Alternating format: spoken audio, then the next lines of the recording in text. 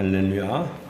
하나님의 말씀입니다. 오늘 거룩한 성일에 우리에게 주시는 복된 말씀, 생명의 말씀은 요한복음 6장 1절에서 15절 말씀입니다.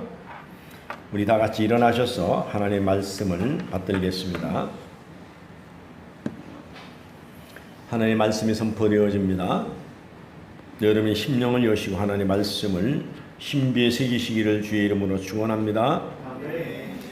그 후에 예수께서 디베라의 갈릴리 바다 건너편으로 가시매 큰 무리가 따르니 이는 병자들에게 행하시는 표적을 보았음이러라. 예수께서 산에 오르사 제자들과 함께 거기 앉으시니 마침 유대인의 명절인 유월절이 가까운지라. 예수께서 눈을 들어 큰 무리가 자기에게로 오는 것을 보시고 빌립에게 이르시되 우리가 어디서 떡을 사서 이 사람을 먹이겠느냐 하시니 이렇게 말씀하시면 친히 어떻게 하실지를 아시고 빌립을 시험하고자 하심이라. 빌립이 대답하되 각 사람으로 조금씩 받게 할지라도 200데나리온의 떡이 부족하리이다. 제자 중 하나 곧 시몬 베드로의 형제 안드레가 예수께 여짜오되 여기 한 아이가 있어 보리떡 5개와 물고기 2마리를 가지고 있나이다. 그러니 그것이 이 많은 사람에게 얼마나 되겠사옵나이까. 예수께서 이르시되 이 사람들로 앉게 하라 하시니 그곳에 잔디가 많은지라 사람들이 앉으니 수가 5,000명쯤 되더라. 예수께서 떡을 가져 축사하신 후에 앉아있는 자들에게 나눠주시고 물고기도 그렇게 그들의 원대로 주시니라. 그들이 배부른 후에 예수께서 제자들에게 이르시되 남은 조각을 거두고 버리는 것이 없게 하라 하시므로 이에 거두니 보리떡 5개로 먹고 남은 조각이 12바구니에 찼더라. 그 사람들이 예수께서 행하신 이 표적을 보고 말하되 이는 참으로 세상에 오실 그 선지자라 하더라. 그러므로 예수께서 그들이 와서 자기를 억지로 붙들어 임금으로 삼으려는 줄 아시고 다시 혼자 산으로 떠나 가시니라. 아멘. 다 같이 앉으십니다. 254장으로 우리의 마음 문을 열고 주님께로 나가겠습니다. 1절, 2절, 5절 부르도록 하겠습니다. 내 주의 보혈은 정하고 정하다. 내 죄를 정케 하신 주 나로 하신다. 내가 주께로 지금 왔으니 십자가의 보혈로 날 씻어 주소서. 약하고 추해도 주께로 나가면 힘 주시고 내 주함을 곧 씻어 주시네. 내가 주께로 지금 왔으니 십자가의 보혈로 날 씻어 주소. 두 손을 가슴에 대고 약하고 추해도 약하고 추해도 주께로 나가면 힘 주시고 내 주함을 곧 씻어 주시네. 내가 주께로 지 지금 왔으니 십자가의 보혈로 날 씻어 주소서. 그 피가 맘속에 큰 증거 됩니다. 내 기도 소리 들으사 다 허락하소서. 내가 주께로 지금 왔으니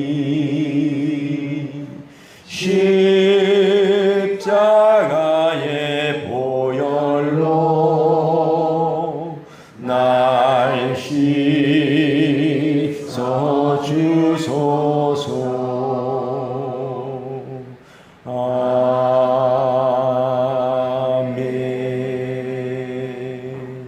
할렐루야. 오늘 여러분들의 십자가 보혈로 여러분의 병마가 씻겨지고 여러분의 죄악이 씻겨지고 여러분의 문제가 씻겨나갈 줄로 믿습니다. 할렐루야. 오늘 이 시간은 우리가 찬양대가 없잖아요. 그래서 찬양은 여러분들이 모두가 찬양대입니다. 그래서 우리가 함께 우리가 주의 보혈을 사모하면서 찬양을 드리는 것입니다. 찬양대는 뭐 여기서 자기들을 자랑하려고 하는 것이 아니라 찬양대는 예배를 돕는 것입니다. 여러분의 심령을 열고 여러분이 말씀을 잘 받아들일 수 있도록 그 마음을 습본지와 같이 만드는 것이 찬양대 임무거든요.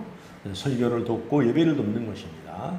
여러분들이 전부 다 찬양대라는 그런 마음가짐으로 여러분이 하나님의 은혜를 빨아들여야 됩니다. 할렐루야. 여러분의 마음을 여시고 준비하는 시간입니다. 그래서 늘 말씀드렸죠. 이런 물을 먹을 때 이 불구서 먹는 것 같이 옛날에 우리 시골에 살 때는 어렸을 때는 바가지를 떠오면 물에 이렇게 지저분한 게 막 나무도 꽃가루도 와서 앉고 막 그런 게 불어서 먹었거든요. 그래서 우리 심령을 이렇게 깨끗하게 해서 하나님 말씀을 받아들일 수 있는 그릇으로 우리의 몸이 성전이잖아요. 우리 깨끗한 성전으로 만드는 작업이기 때문에 여러분이 이 은혜를 받으시기를 주의 이름으로 축원합니다. 할렐루야.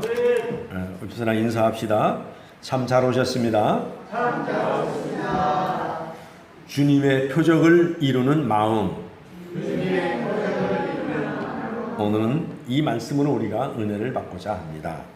한 네 가지로 나누어서 말씀을 나누고자. 첫 번째로 한번 따라합니다. 긍휼의 마음이 주님께 연결될 때 표적은 일어난다.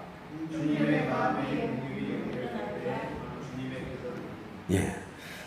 연결될 때 표적은 일어난다. 이거는 똑같은 거예요. 자, 믿음의 마음이 주님께 연결될 때 표적은 일어난다.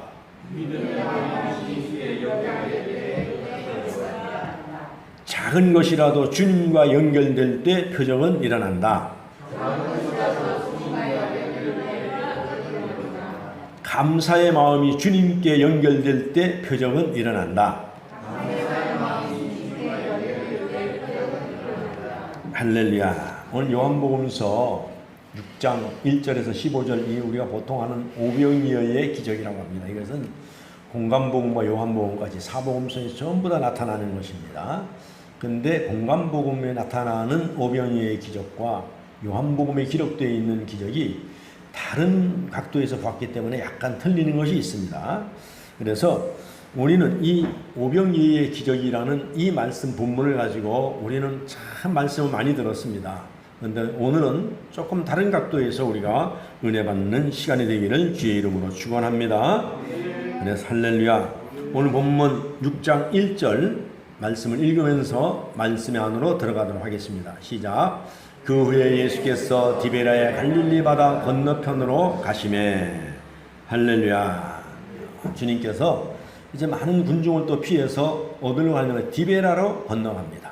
디베라에서 갈릴리 바다 건너편으로 건너가는 거예요. 이 디베라는 어디냐 하면은 도시 이름인데 그 당시 AD 17년에서 22년 사이에 새롭게 건설된 도시입니다. 그것은 헤롯 안티파스가 황제 디베라우스를 기념하기 위해서 갈릴리 호수 남서쪽 그 사이에다가 도시를 만든 그 당시의 기획도시입니다. 오늘날 얘기하면은 기획도시예요. 그래 거기서 이제 말씀을 마치시고 주님이 디베라에 머물다가 배를 타시고 이제 바다 건너편으로 가시고 있는 것입니다. 그런데 많은 사람들이 예수님이 가는 곳마다 이렇게 따르는 이유가 뭐냐 하면은 주님이 병자를 고치고 가난한 사람을 불쌍히 여기고 이런 표적을 나타내기 때문에 많은 사람들이 따르는 거예요. 오늘 2절을 한번 같이 읽어보겠습니다. 시작. 큰 무리가 따르니 이는 병자들에게 행하시는 표적을 보았음이로라. 그렇습니다. 표적을 보았기 때문에 사람들이 많이 나오는 거예요. 그래서 주님이 말씀하시는 군중들은 진리를 추구해서 따르는 것이 아니라 예수님 때문에 따르는 것이 아니라 병을 고치고 그 표적을 보고 많은 사람들이 나오는, 그러니까 새로운 신비를 보고 따르는 거예요. 새로운 신비를 보고. 그렇기 때문에 예수님은 땅에 큰 무리를 주님이 바라보시고 이제 어디로 가십니까? 산으로 올라가시는 거예요. 3절과 4절 한번 읽어보겠습니다. 시작. 예수께서 산에 오르사 제자들과 함께 거기 앉으시니 마침 유대인의 명절 유월절이 가까운지라. 예수님이 산에 가서 올라앉지. 왜? 말씀을 전하려면은 조금 높은 데 앉아가지고 아래에 있는 군중들에게 말씀을 전하기 위해서. 근데 유월절이 가까운지라. 이스라엘의 명절이 가까웠을 때. 마치 우리나라의 추석이 이제 다음 주잖아요. 이렇게 가까웠던 이런 아마 시절 같아요. 근데 산에 왜 올라가셨습니까? 산은 매우 중요하기 때문에 그렇습니다.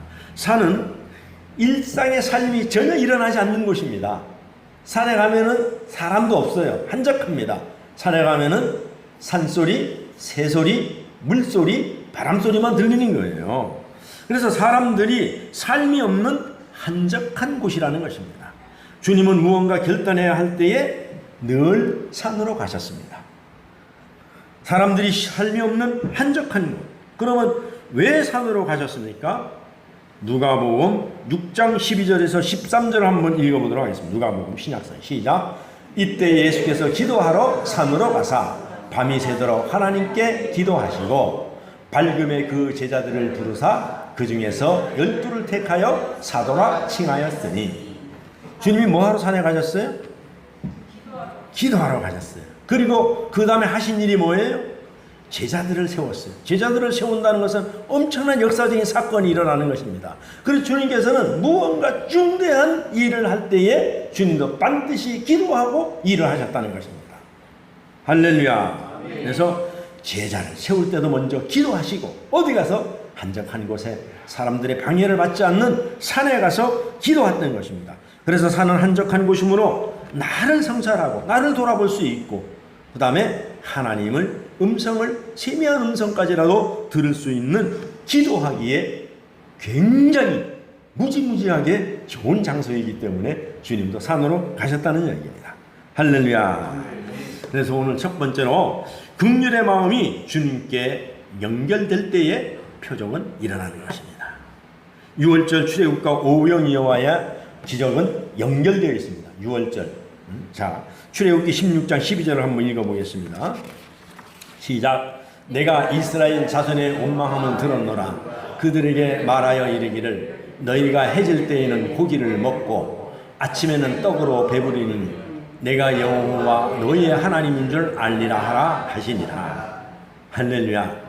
비록 불평은 했지만 하나님은 계획이 다 계셨어요. 이스라엘 백성들을 광야로 오셔서 먹을 것이 없고 그럴 때에 하나님은 고기와 만나를 내려주셨어요. 그걸 왜 내려주셨어요? 내가 하나님인 것을 좀 알아달라 이거예요. 내가 하나님 됨을 나타내려고 그렇게 하셨다는 것입니다. 할렐루야. 그래서 오늘 본문에 보면은 마가복음 6장 34절에서 35절도 한번 보겠습니다. 마가복음 6장 30 시작. 예수께서 나오사 큰 무리를 보시고 그 목자 없는 양 같음으로 인하여 불쌍히 여기사 이에 여러 가지로 가르치시더라. 때가 저물함에 제자들이 예수께 나와 여짜오되 이곳은 빈들이요 날도 저물어 가니. 여러분, 주님은 군중들을 보고 불쌍히 여겼습니다. 불쌍히 여기셨습니다. 여러분 마가복음 8장 1절에서 2절도 한번 읽어보겠습니다. 시작. 그 무렵에 또 큰 무리가 있어 먹을 것이 없는지라 예수께서 제자들을 불러 이르시되 내가 무리를 불쌍히 여기노라. 그들이 나와 함께 있지 이미 사흘이 지났으나 먹을 것이 없도다. 불쌍히 여기노라. 그들이 나와 함께 있은지 이미 며칠이 지났어요? 사흘이 지났어요. 여러분 사흘 동안 주님이 밤낮으로 부흥을 하셨는데 그들이 먹었는지 안 먹었는지 주님이 더 잘 아십니다. 날이 저물었습니다. 컴컴합니다. 해는 뉘엿뉘엿 넘어가요. 여러분 우리도 어디 여행이나 어디 외출했다가 해가 넘어가면은 왠지 마음이 좀 쓸쓸하잖아요. 빨리 집으로 가고 싶고 해가 뉘엿뉘엿 넘어갑니다. 그리고 점점 캄캄해져 갑니다. 그리고 여기는 빈들입니다. 그리고 먹을 것이 없어서 배가 고픕니다. 그런데 이런 것을 보시고 주님은 필요를 알고 계셨습니다. 날이 저물어 빈들 굶주림 이런 상황 속에서 주님은 이 문제를 해결하실 방도를 찾고 계십니다. 사람들의 고통에 공감하시는 주님, 그래서 문제를 해결해 주시려고 하는 주님은 사랑과 자비하심과 관심이 주님의 마음입니다. 여러분 우리는 이 세상을 살아가면서 우리가 우리의 이웃을 불쌍히 여기는 데부터 여러분 기적은 일어나는 줄로 믿습니다. 우리가 우리의 이웃을 불쌍히 여기는 데부터 주님이 개입하시는 줄로 믿습니다. 그래서 우리가 영혼을 불쌍히 여길 때에 전도의 역사가 일어나는 거예요. 그래서 우리가 목표를 똑같은 걸 두고 우리가 전도를 하지만은 그 사람의 불쌍한 거, 먹을 거, 입을 거, 아픈 것을 바라보고 그들을 궁히 여길 때에 그 필요를 채워줄 때에 하나님의 기적은 일어나는 줄로 믿습니다. 할렐루야. 그래서 긍휼히 여길 때에 자비가 나에게서 나오는데 그 자비의 기초가 되고 능력이 되는 것은 주님께로부터 온다는 사실이에요. 할렐루야. 그 다음에 두 번째로 믿음의 마음이 주님께 연결될 때 표적은 일어납니다. 할렐루야.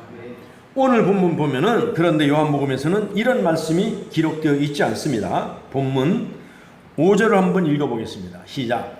예수께서 눈을 들어 큰 무리가 자기에게로 오는 것을 보시고 빌립에게 이르시되 우리가 어디서 떡을 사서 이 사람들을 먹이겠느냐 하시니. 여러분 이에 빌립이 묻는데 빌립에게 물었습니다. 그런데 대답은 누가 하느냐면은 요한이 합니다. 요한이. 오늘 6절 7절 한번 읽어보겠습니다. 시작. 이렇게 말씀하심은 신이 어떻게 하실지를 아시고 빌립을 시험하고자 하심이라.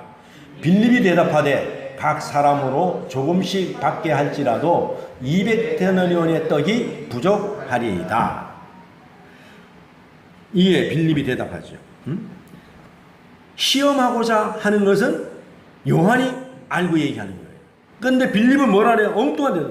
아니 각 사람에게 조금씩 나눠줘도 200데나리온의 떡이 필요한데 그 이 많은 돈 어디서 구하고 또 돈이 있었다 할지라도 이 식당도 없고 음식점도 없는 여기 빈들에서 어디서 구하란 말입니까?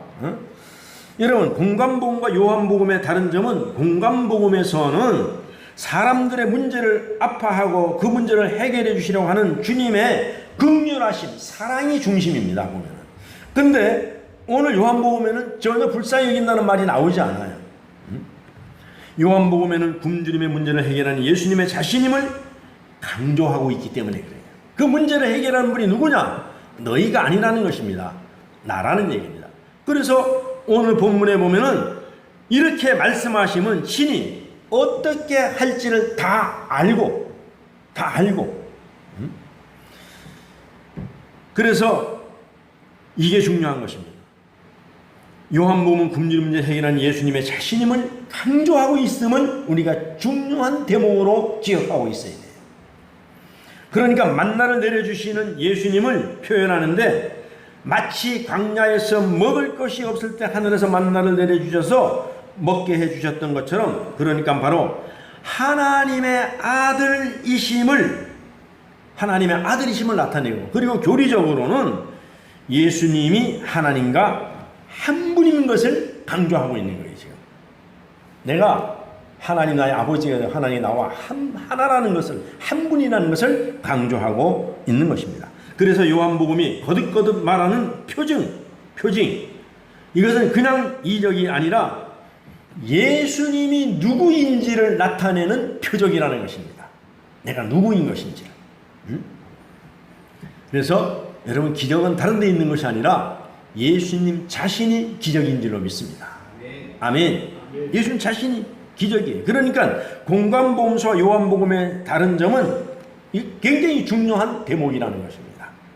큰 무리, 군중들이 처한 공경이 아닙니다. 지금 무리들이 배고프고 빈들이고 그런 공경이 아니라 그 문제를 해결하시는 예수님이 누구인지를 거기에 관심이 있다는 것입니다. 그래서 요한복음에 나오는 오병이의 표징이 핵심입니다. 예수님을 나타내는 것이. 그래서 주님이 빈들에서의 문제를 제자들에게 질문하시는 것은 너희들이 방도를 찾으라는 것이 아니라 주님은 이미 주님이 하신 일을 다 알고 계십니다. 다 알고 계십니다. 다만 빌립을 시험하시려고 하셨다는 것입니다. 빌립을 시험하시려고. 물론 빌립은 시험에 통과하지 못합니다. 7절에 보면 빌립이 대답하되 각 사람으로 조금씩 할지라도, 받게 할지라도 200데나리온이 부족합니다 라고. 여기서 예수님은 질문은 뭡니까? 너는 나를 믿느냐? 이렇게 물어보는데, 믿음에 대한 질문을 빌립은 수학적 문제로 바꿔버리는 것입니다. 여러분, 마태복음 20장 2절을 한번 보겠습니다. 시작. 그가 한 데나리온씩 품꾼들과 약속하여 포도원에 들여보내고. 자, 그 당시에, 예수님 당시에 하루에 노동자의 품값이 나옵니다. 얼마예요? 한 데나리온. 그럼 200데나리온 정도 되면 얼마가 되겠습니까? 20억은 안 되고요. 오늘날로 환산하면 그 당시에 한 데나리온은 아주 가치 없는 겁니다. 하루 노동자가 열심히 일해가지고 한 데나리온 받으면은 정말로 하급 민족이 먹는 그런 것을 한 끼 겨우 먹을 수 있는 돈입니다. 그게. 그래서 여기 보리떡으로 표현한 것은 아마 이 성경을 기록하는 사람들이 우리나라에서 가장 우리가 표현할 수 있고 하급민이 먹는 음식을 찾다 보니까 보리떡으로 이거를 번역을 한 것입니다.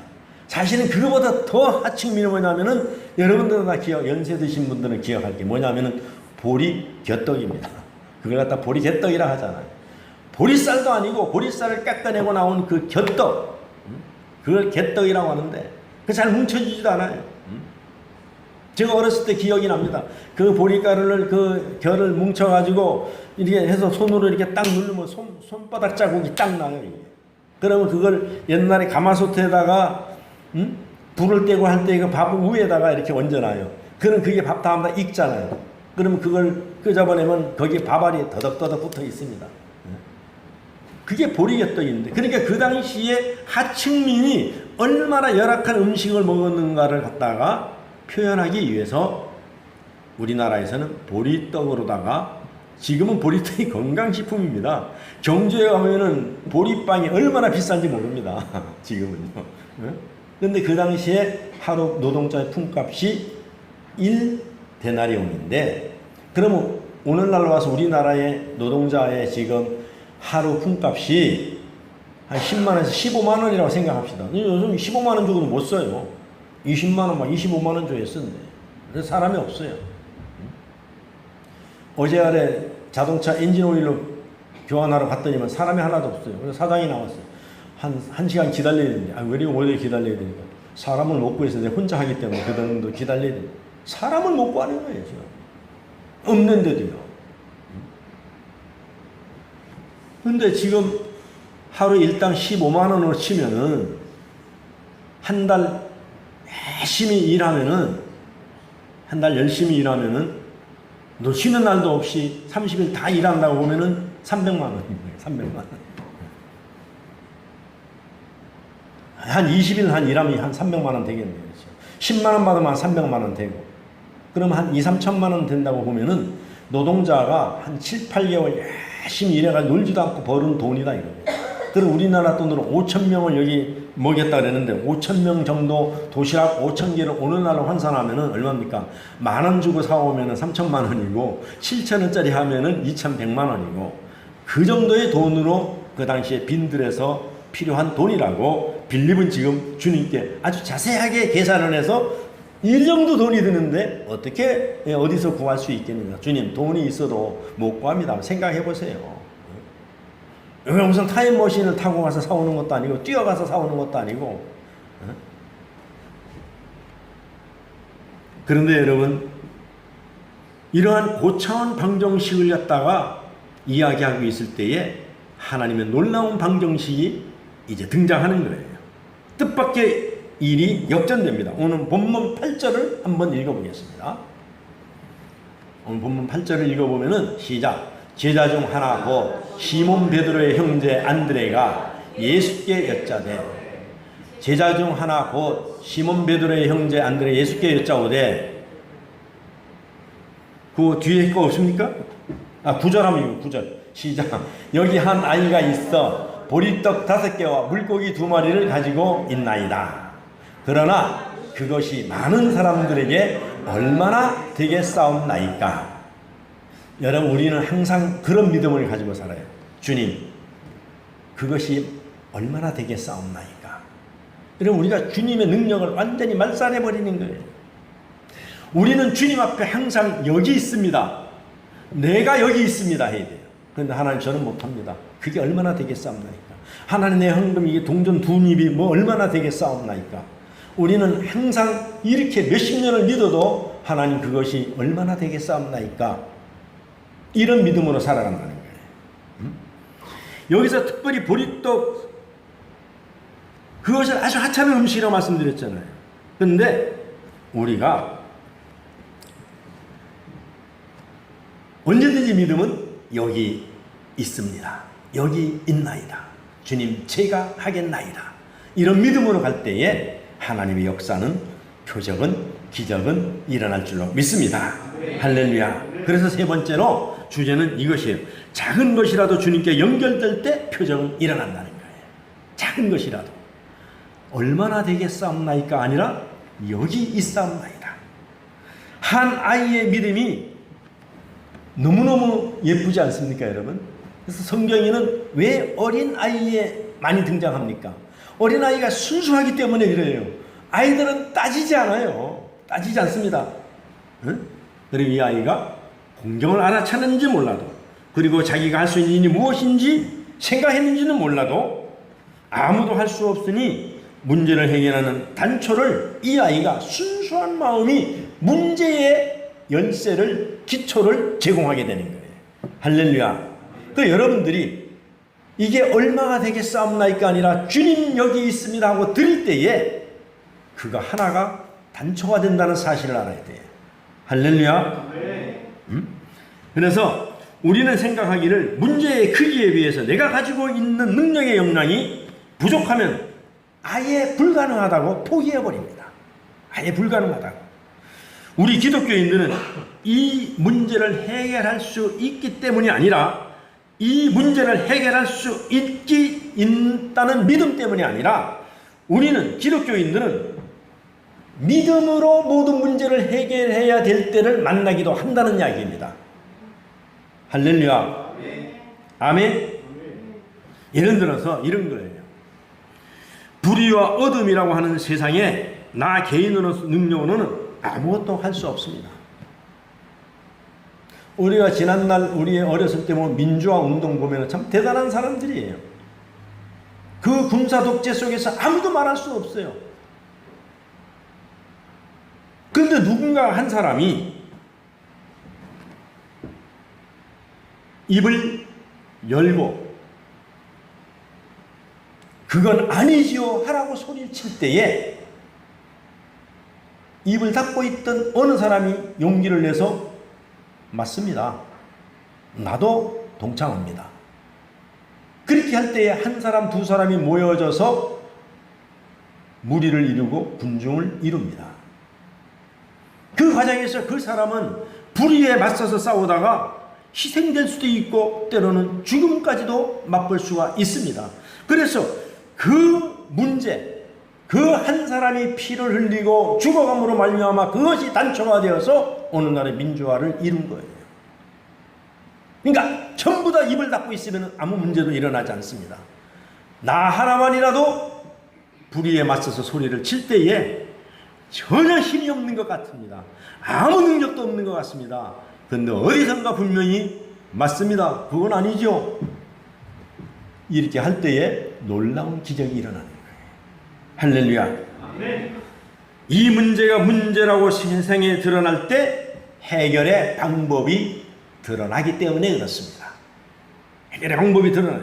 그러니까 압도적인 크기의 문제 앞에서 대부분의 사람들이 침묵할 때 어느 한 사람이 용기 있는 외침으로 비록 그는 불의의 역사의 수레바퀴에 치여서 죽기도 하지만 박해당하기도 하지만 그러나 그가 뿌린 씨앗, 피의 씨앗은 불의의 수레바퀴를 멈추게 한다는 것입니다.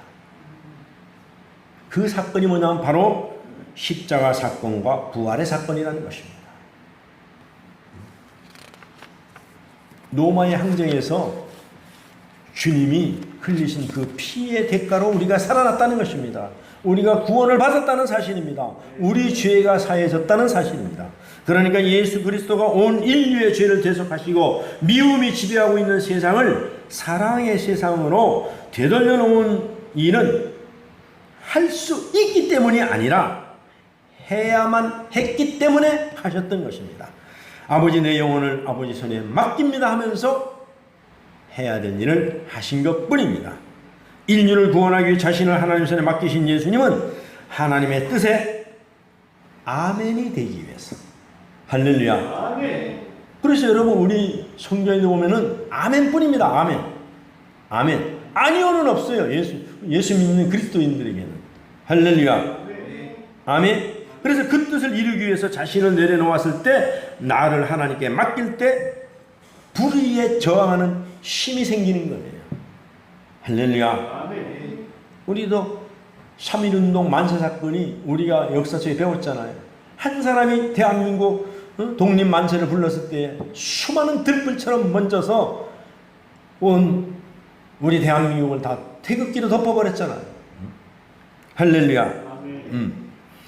여기에 한 아이가 할 수 있는 일은 이 문제의 크기에 비해서 아이가 가지고 있는 보리떡은 어떻게 보면 아무것도 아닙니다. 아무것도 아닙니다. 그러나 그렇게 여기서부터 사건이 기적이 시작되었다는 사실을 성경은 방점을 찍고 있습니다. 거기서부터 기적이 시작된 거예요. 이게 놀라운 일입니다. 아이 혼자서 홀로 먹고 만족할 것이 아니라 개인의 굶주림을 채우기도 힘들었을 텐데 그 마음을 넘어서자 공동체의 굶주림이 다 무리들의 굶주림이 해결되는 놀라운 기적이 일어났던 거예요. 할렐루야. 그래서 이것은 아마 구약에서도 아마 구약에서도 이런 기적은 많이 일어났어요. 열왕기하 4장 42절에서 44절을 한번 보겠습니다. 시작. 한 사람이 바알살레사에 붙어 와서 처음 만든 떡, 곧 보리떡 20개와 또 자리에 담은 채소를 하나님의 사람에게 드린지라. 그가 이르되 무리에게 주어 먹게 하라. 그 사환이 이르되 내가 어찌 이것을 100명에게 주겠나이까 하나. 엘리사는 또 이르되 무리에게 주어 먹게 하라. 여호와의 말씀이 그들이 먹고 남으니라 하셨느니라. 그가 그들 앞에 주었더니 여호와께서 말씀하신 대로 먹고 남았더라. 떡 20개는 똑같으죠. 근데 거기는 채소 한 자루가 나와요. 여기는 생선 2마리가 나오는데. 근데 하나님의 사람 엘리사가 주워 먹게 하라니까는 사환이 뭐라 그래? 이걸 가지고 어떻게 100명이 다 먹습니까? 하나님 말씀하셨다. 먹고 남는다 했다. 그래서 44절에 보니까는 하나님 말씀대로 먹고 남았더라. 기록되어 있잖아요. 할렐루야. 여러분, 기적은 여기 있습니다부터 시작되는 거예요. 할렐루야. 아멘. 그래서 오늘 본문에 나오는 안드레 역시 빌립처럼 예수님이 누군지는 알지 못했습니다. 다만 아이가 가지고 온 것을 다만 주님 앞에 가지고 올 뿐입니다. 안드레마저도 이것 가지고 어떻게 먹느냐 한 것이 아니라 주님 여기 있사옵나이다. 여기 있사옵나이다. 여러분 그러나는 안 됩니다. 항상 작은 것이라도 주님과 우리와 동급 능력으로 동급으로 취급하면 안 됩니다. 우리의 가지고 있는 것을 주님께 여기 있나이라고 드릴 때에 여러분 나의 작은 것이라도 주님 앞에 내어놓고 주님과 연결시키면은 그 가능성이 어떻든지 간에 표적은 일어납니다. 기적은 일어납니다. 사건은 일어나는 줄로 믿습니다. 할렐루야. 그러면서 예수님이 다시 말씀하십니다. 오늘 본문 10절입니다. 시작. 예수께서 이르시되 사람들로 앉게 하라 하시니 그곳에 잔디가 많은지라 사람이 앉으니 수가 5,000명쯤 되었더라. 할렐루야. 여러분 여기 보면은 주님이 앉으라 했습니다. 예를 들어서 보세요. 보리떡 5개하고 물고기 2마리 가지고 자 지금부터 일렬로 서시오. 그래갖고 줄 수도 있어요. 서서. 근데 주님은 다 앉으라 했어요. 잔디밭에. 잔디밭에 앉으라 했습니다. 여러분 사람은 때로는 멈추고 앉아서 우리가 주변을 돌아봐야 할 때가 옵니다. 여러분 바쁠수록 우리 속담에도 보면 돌아가라 그랬잖아요. 여러분 힘들고 바쁠수록 일이 어려울수록 우리는 앉아서 생각하기를 해야 됩니다. 활동성인 많은 사람일수록 앉아서 쉬면서 자기를 성찰해보는 시간이 필요하다는 것입니다. 자기를 돌아보는 시간이 분명히 필요합니다. 내가 가지고 있는 생각, 내가 가지고 있는 프로젝트, 내가 가지고 있는 계획 이것 때문에 껑충거리고 뛰어다니다 보면은 내가 무엇을 하고 있는지 알 수가 없을 때가 많습니다. 때로는 멈춰 서고 앉아야 하고 주변을 돌아봐야 주위의 소리가 들리기 시작하고 민감했던 우리의 마음이 차분한 마음으로 변해져 가는 것을 우리가 필요하기 때문에 그렇습니다. 행동하는 삶에서 조용히 앉아서 나를 돌아봐야 내 마음이 분주함을 인식할 수 있기 때문에 그런 것입니다. 많은 군중들은 당시에 말씀을 듣고 3일 동안 굶었기 때문에 아마 마음이 굉장히 강팍해 있었을 것입니다. 그래서 주님은 차분하게 잔디밭에 앉으라는 것입니다. 그리고 이 문제를 해결할 분은 너희가 아니라 나라는 것을 인식시키기 위해서. 그래서 우리가 영적 생활의 깊이를 다지려면 돌아보는 삶으로 우리가 전환할 필요가 있다는 것입니다. 그래서 때로는 우리가 모든 것을 내려놓고 우리가 때로는 모든 것을 닫고 우리가 조용한 시간에 하나님을 만나는 시간이 필요하다는 것입니다. 왜냐하면 그리고 관심을 가질 때 삶이 힘들어하는 사실을 알게 되어 있기 때문에 그렇습니다. 그래서 서 있을 때보다 앉아 있을 때 사람들은 더 차분하기 때문에 주님은 앉으라 그랬습니다. 그래서 주님은 앉게 하셨습니다. 그런데 여기 성경에 보니까는 잔디가 많은지라. 여러분 잔디 하면은 무엇이 생각납니까? 시편 23편 푸른 초장이 생각이 안 납니까? 시편 23편 2절 한번 읽어보겠습니다. 시작. 그가 나를 푸른 풀밭에 누이시며 쉴만한 물가로 인도하시는도다. 할렐루야. 여러분 마치 본문 6장 10절은 목자들의 푸른 초장으로 인도하시는 예수님을 상기시키고 있는 것처럼 여러분 느껴지지 않습니까? 우리에게 그런 이미지를 그려주고 계시는 것입니다. 지금 5,000명을 먹이셨다는 의미는 숫자 하나, 둘의 의미가 아니라 사람들 사이에 번져가는 생명의 축제에 등장하는 큰 무리의 사람들, 어떻게 생명의 축제에 동참하는 자들로 바뀌게 되었음을 암시하고 있는 것입니다. 여러분 성경에 보면은 큰 무리에서 이제 사람들로 믿지 않는 사람에서 하나님을 따르는 무리로 바뀌어지고 있는 것을 주님은 지금 연상하고 있는 것입니다. 여러분 아직까지 우리가 예수를 믿고 우리가 교회 다녔지만 아직도 따르는 무리와 군중입니까? 아니면은 제자냐 이겁니다. 차분하게 앉아서 하나님의 말씀을 경청하고 주님 언제든지 내가 여기 있나이다. 하나님 명령만 하시옵소서. 이사야 선지자도 내가 누구를 보냈고 주여 내가 여기 있나이다. 제단 숯불로 나의 입술을 찢어서 나에게 능력을 줘서 나로 하여금 가게 해달라고 고백했던 것 같이 우리가 차분할 때에 주님의 음성을 듣고 능력을 소유할 수 있는 줄로 믿습니다. 할렐루야. 그 다음에 네 번째로 우리가 감사의 마음이 주님과 연결될 때 표적은 일어나는 줄로 믿습니다. 오늘 6장 11절입니다. 본문 한번 읽어보겠습니다. 시작. 예수께서 떡을 가지사 축사하신 후에 앉아있는 자들에게 나눠주시고 물고기도 그렇게 그들의 원대로 주시니라. 아멘. 여러분 주님이 뭐 하셨어요? 다 앉으라. 자 우리 지금부터 식사기도 합시다. 아무것도 없어요. 할렐루야. 축사기도 합시다. 그리고 기도를 시작했어요. 여기 축사라는 것은 귀신을 쫓아내는 축사가 아니고 복을 빌어주고 하나님께 부탁하고 감사했다는 것입니다. 할렐루야. 이미 없는데도 불구하고 하나님 주실 것을 믿고 감사했다는 것입니다. 그런데 마가복음은 축사하시고 제자들에게 나누어 주고 그런 차이가 있습니다. 그러나 우리가 여기서 공관범서와 요한복음의 차이를 볼 수가 있습니다. 그래서 마가복음 6장 41절을 한번 보겠습니다. 시작. 예수께서 떡 5개와 물고기 2마리를 가지사 하늘을 우러러 축사하시고 떡을 떼어 제자들에게 주어 사람들에게 나누어 주게 하시고 또 물고기 2마리도 모든 사람에게 나누어 주매. 이런 주님께서 뭐라고 말씀하셨어요? 제자들을 불러서 제자들에게 나누어 주라 그랬습니다. 제자들에게. 그러나 요한복음은 어떤 사태가 일어납니까? 주님이 나누어 주십니다. 그것은 생명을 주시는 분이 누구인지를 인지시키기 위해서.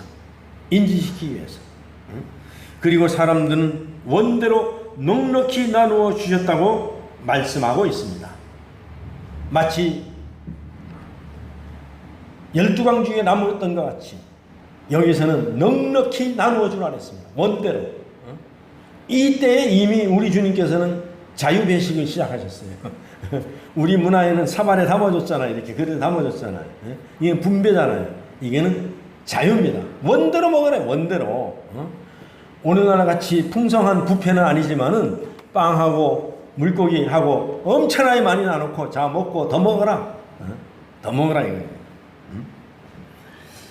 그러고 나서 이제 사람들이 먹으니까 어떻게 됐어요? 배가 부르다는 이야기예요. 사람들이 배고팠던 마음이 강박한데 밥을 먹거나 배가 부르면은 사람들이 온유해집니다. 그럴 때 예수님은 이렇게 말씀하십니다. 오늘 6장 12절에서 본문 6장 12절에서 이렇게 말씀하십니다. 한번 시작. 그들이 배부른 후에 예수께서 제자들에게 이르시되 남은 조각을 거두고 버리는 것이 없게 하라 하시므로 남은 조각을 버리지 말고 다 거두라는 이야기입니다. 할렐루야. 아멘. 왜 버리는 것이 없게 하라고 하셨습니까? 그것은 썩어 없어질 양식이 아니라 생명의 양식이기 때문에 그런 것입니다. 생명의 양식. 하나님이 주신 것은 언제든지 생명의 양식이 우선입니다. 육적인 양식이 아니라는 얘기예요. 서로 다른 돌 조각들이 조화를 이루어 돌담을 완성시키듯이 조각도 다 쓸 때가 있다는 것이에요. 하나님께서는 우리를 차별하지 않아요. 헬라인이나 히브리인이나 유대인이나 양한인이나 하나님은 차별이 없어요. 높은 자나 낮은 자나 멋지게 생긴 사람이나 멋지게 생기지 않은 병든 자나 건강한 자나 하나님은 차별이 없다는 거예요. 그래서 그 부스러기는 얼마나 여러 형태이겠습니까? 그걸 다 거두라는 것입니다. 그것은 왜 그렇습니까? 다른 조각들의 조화를 이루는 것을 예를 들어 이런 거예요. 여러분 우리가 지나가다 보면은 돌담이 있잖아요. 돌담을 이렇게 쌓는 거 보면은 돌 조각이 다 옛날 사람들이 어떻게 이렇게 돌을 이렇게 잘 쌓는지 몰라요.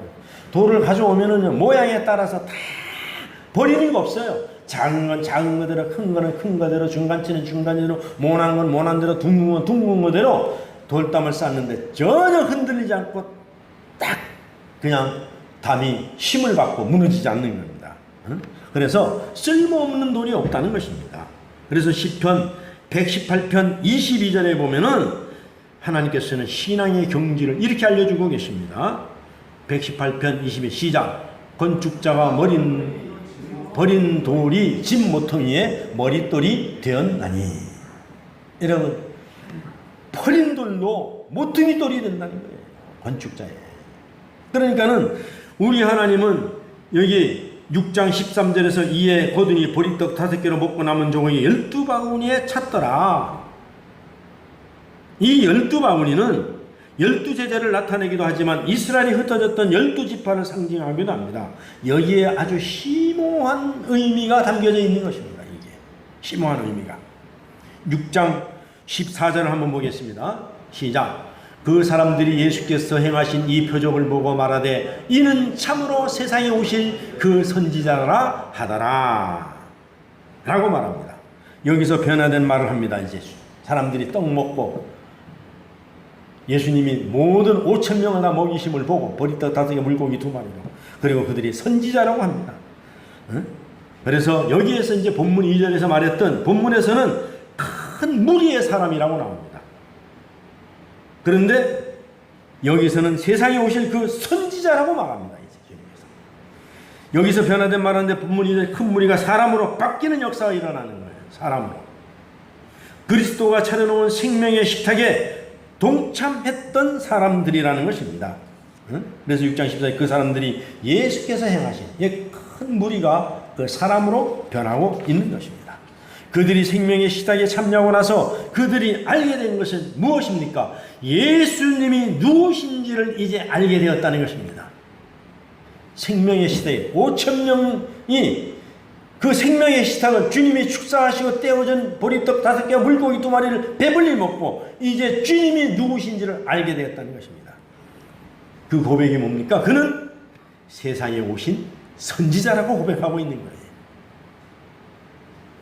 모세에 의해서 약속되었던 종말론적 메시아라는 것을 그들은 드디어 깨닫게 되었던 것입니다. 사실 오병이의 기적 이야기는 앞에서 말씀드린 것 같이 그들의 공경이 어떻게 해결되었는가를 핵심은 아닙니다. 이 공경에 해결하는 분이 누구이신가가 핵심인데, 그렇게 본다면 드디어 예수님이 누구인지를 알아차리는 사람들, 알아차렸습니다. 그들이. 그래서 6장 15절에 주님은 그런데도 불구하고 이렇게 말씀합니다. 한번 6장 15절을 마지막으로 읽어보겠습니다. 시작. 그러므로 예수께서 그들이 와서 자기를 억지로 붙들어 임금으로 삼으려는 줄 아시고 다시 혼자 산으로 떠나가시니라. 입으로는 세상에 오실 그는 선지자라고 하면서 속으로는 여전히 이들은 예수님을 왕으로 모시려고 왕 삼고 뭔가 세상적인 일을 도모하려고 생각하고 있다는 것입니다. 이들은 아직도 여전히 예수님의 약속되었던 이스라엘 민족의 해방자의 승리자로 알고 있었던 것입니다. 백성들은 여전히 왕으로 오신 승리자 착각하고 있는 것입니다. 그러니까 예수님은 아직도 왕으로 생각하고 이분이 우리의 왕이면 좋겠다고 생각합니다. 이것은 그리스도에 대한 대단한 오해입니다. 대단한 오해예요. 그럴 때 예수님은 사람들의 그런 하루성을 뒤로하고 홀로 오늘 15절에 보니까는 다시 산으로 떠나가십니다. 비일상적인 자리로 다시 돌아가는 거예요. 왜냐하면 뭐하러 가셨어요? 기도하러 가시는 거죠. 왜 그렇습니까? 비일상적인 삶이야말로 하나님의 현존 앞에 서는 장소이기 때문입니다. 그런데 주님은 홀로 계시기에 외로우셨겠지요. 하지만 예수님은 홀로 계심이야말로 하나님과 함께하는, 하나님과 모든 것을 함께 누리는 시간임을 아셨기 때문에 다시 산으로 가신 것입니다. 오늘 이것이 믿음 안에서 있는 행복이기도 한 것입니다. 오늘 우리가 행복한 것은 우리가 어렵고 힘들고 우리가 공경에 처해 있을 때, 우리가 캄캄하고 길이 안 보일 때에, 문제가 도저히 해결될 걸로 보이지 않을 때에 우리는 주님 앞에 엎드려서 기도할 수 있는 것이, 이것이 행복인 줄로 믿습니다. 이것이 행복이에요. 이것이 우리에게 주어진 특권 중의 특권이라는 것입니다. 여러분, 우리는 모두가 이것을 받았습니다. 이것을 잘 활용하고 우리가 이것을 사용해서 누리는 사람이 이 시대의 진정한 승리자인 줄로 믿습니다. 저와 여러분도 홀로 있는 시간에 하나님과 동행하는 기쁨을 누리시기를 주의 이름으로 축원합니다. 참으로 좋으신 아버지 하나님 감사합니다. 영광을 돌립니다. 하나님의 은혜를 사모합니다. 주님 은혜 주심을 쏟지 않게 하여 주시고 우리도 홀로 차분히 앉아서 주님을 생각하고 주님을 기리고 주님과 아버지 대화하는 시간을 가져갈 수 있도록 주님 은혜를 내려 주시옵소서. 우리에게 주어진 이 행복의 시간을 빼앗기지 않고 우리가 잘 활용하여서 하나님께 영광이 우리에게 은혜가 넘치는 복된 삶을 이 땅에서 살 수 있도록 주님 영광 나타내시옵소서. 감사하옵고 예수님의 귀하신 이름으로 기도하옵나이다. 아멘.